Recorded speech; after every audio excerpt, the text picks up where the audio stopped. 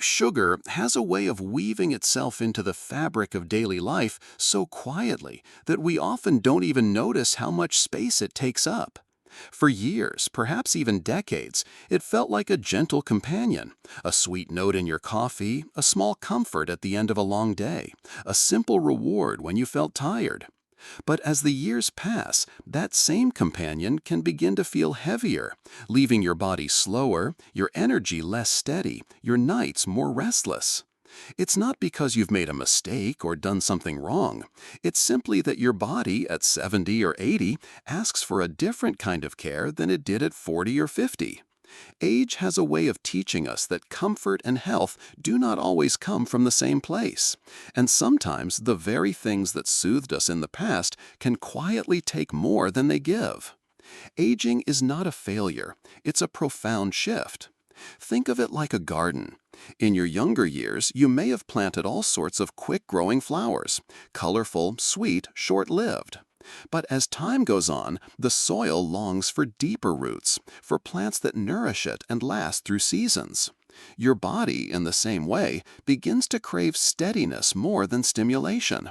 Sugar gives the rush of color, but not the roots. The wisdom of age is recognizing when it's time to plant differently, to choose what sustains you rather than what fades quickly. You may have noticed that what once felt harmless, a slice of cake at night, a sugary soda with lunch, now lingers longer in your system. Maybe you felt that afternoon crash that leaves you heavier than before. Or perhaps you've noticed how sleep feels thinner after a day with too many sweets. These are not signs of weakness. They are signs of awareness, your body speaking in a language that becomes clearer with age. And the beautiful truth is this: listening to that voice can open doors to more ease, more calm, more lightness than you thought possible at this stage of life. Of course, letting go is never simple. Sugar is not just about taste. It's about memory, about comfort, about rituals that have carried you through the years. There is tenderness in that, and it deserves respect. The point is not to scold yourself or to rush into strict rules, but to pause and ask, what kind of comfort do I want now? What kind of body do I want to wake up in tomorrow morning? These are not easy questions, but they are honest ones, and sometimes simply asking them is the first step to change. Aging brings us this gift, the ability to step back and see life with softer eyes, to choose not from impulse, but from wisdom. And that wisdom whispers that sugar, while sweet, may no longer be the friend it once was. Tell me, where are you reading this from right now? I would love to know the city or town you call home. It's beautiful to see how these thoughts travel and connect us, no matter where we are. The first gentle step is not to cut sugar out completely, but to invite in small, nourishing alternatives that soothe without the same cost. Think of it as opening a window to let in fresh air rather than slamming a door shut. When you choose fruit instead of candy, or a cup of warm herbal tea instead of a cookie, you're not punishing yourself, you're offering your body comfort in a form it can truly receive. And these little exchanges matter because your body is still craving sweetness, only now it longs for a sweetness that brings steadiness rather than exhaustion. Margaret, a 74-year-old woman from Ohio, once shared her story with me. For decades, she couldn't imagine drinking her morning coffee without 2 heaping spoonfuls of sugar. It was my ritual, she said, the way I started every day. But she began noticing that within an hour she would feel jittery, and by mid-morning she was already tired again. When she replaced her sugar with a sprinkle of cinnamon and a splash of warm almond milk, she told me something shifted. It was like I discovered a new morning, she laughed. The coffee felt richer, her energy steadier, and she no longer dreaded the late morning slump. What may seem like a tiny change became for her a doorway into a lighter, more balanced day.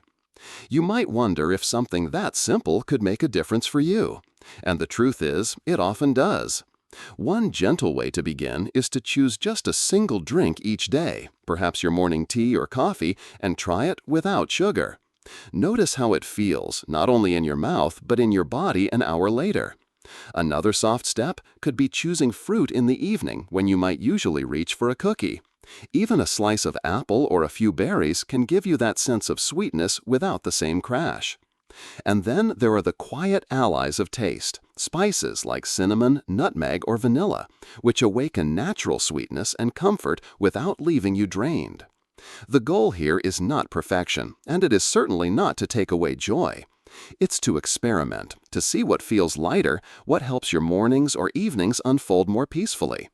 And with every small step, your body begins to show you that change is possible. What worked for Margaret may not work exactly the same for you, but it is proof that gentle shifts can lead to surprising discoveries. You don't need to change everything at once. You only need to begin with one small decision, repeated with kindness. If these reflections feel meaningful to you, I'd love for you to subscribe so we can continue walking this path together. There are many more gentle ways to care for yourself, and each step, however small, becomes easier when we take it side by side. Have you ever wondered why sugar feels heavier now than it did when you were younger? It's not your imagination. As the body ages, its ability to handle sudden spikes of sweetness changes in subtle but powerful ways. When you were 30 or 40, your pancreas could send out insulin quickly and efficiently, smoothing out those blood sugar surges before they caused much trouble. But by 70 or 80, that same process slows. Insulin doesn't clear sugar from the blood as swiftly, so those high peaks last longer, leaving you tired, foggy, or even a little irritable. It's like a guest who used to leave after a short visit but now lingers far too long. Another quiet shift happens with inflammation. Sugar always stirs a little fire in the body, but in younger years, the system has plenty of water to put it out. In later years, though, the same spark can smolder. Joints may ache more, digestion may feel heavier, and energy doesn't return as quickly as it once did. None of this is a punishment, and it's certainly not a sign that you failed. It's simply how the body evolves. Slower, more delicate, more in need of gentleness. Think of it as a wise old tree. In spring, the tree bends easily in the wind, its branches supple and full of new leaves. But in its later seasons, it doesn't sway so quickly. It needs calmer breezes, steady care, and deeper roots to thrive. Your body is that tree now, asking for less sudden gusts and more steady nourishment. And sugar, with its fast rush and faster drop, is like a storm that leaves the branches shaking long after it passes. Many people tell me they feel an afternoon crash they never noticed before, or that their sleep feels thinner after a day with extra sweets. This is not weakness. It is simply your body's voice becoming clearer, asking you to notice. Instead of seeing sugar as forbidden, you might begin to see it as something your body no longer recovers from in the same way. That awareness itself is a gift of age. The question is not whether you should never touch sugar again, but whether you want to keep inviting that storm into your days. You can ask yourself gently, how do I feel 1 hour after a sweet snack? How do I sleep on nights when I've had dessert? How do my mornings feel when I begin without sugar? These small reflections matter because they give you answers that no book or doctor can give as personally as your own body. Understanding the science behind these changes isn't about fear, it's about compassion. It explains why what once felt harmless now feels heavier. And with that knowledge, you can begin to choose differently, not from pressure, but from wisdom, the kind of wisdom only years of living can give. One of the kindest truths about change is that it rarely happens in one grand gesture. More often, it is built from quiet, repeatable choices that seem small on their own but grow powerful when woven into daily life. Letting go of sugar is no different. You don't need to wake up tomorrow and transform everything at once. What you need is a rhythm, a set of gentle practices that carry you through each day without leaving you feeling deprived or overwhelmed. Letting go of sugar is no different. You don't need to wake up tomorrow and transform everything at once. What you need is a rhythm, a set of gentle practices that carry you through each day without leaving you feeling deprived or overwhelmed. A beautiful place to start is with your mornings. Decide the night before what you will have for breakfast. When you make that choice ahead of time, you remove the temptation of waking up tired and reaching for something quick and sweet. It might be oatmeal with berries or a slice of whole grain toast with a bit of nut butter. What matters is that you've chosen it with care, giving yourself a sense of calm before the day begins. During the day, keep a small handful of nuts or a piece of fruit nearby.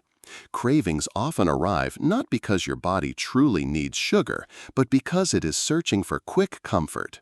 By having a gentle alternative ready, you remind yourself that comfort is possible without the crash that follows refined sweets.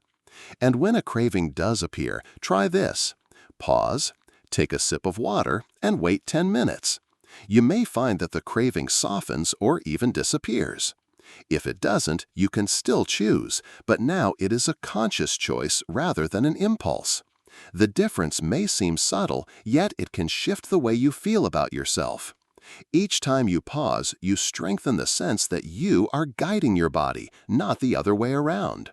Celebrate these moments. They are not small victories, they are signs of deep care for yourself. Too often we tell ourselves that only big, dramatic changes count. But your body knows better. It recognizes the quiet victories. The night you chose tea instead of dessert.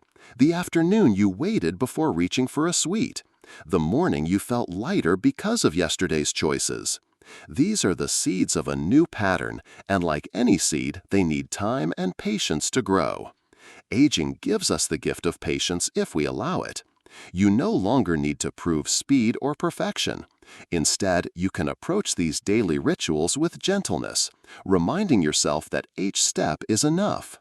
Ask yourself softly, how can I make tomorrow a little kinder for my body?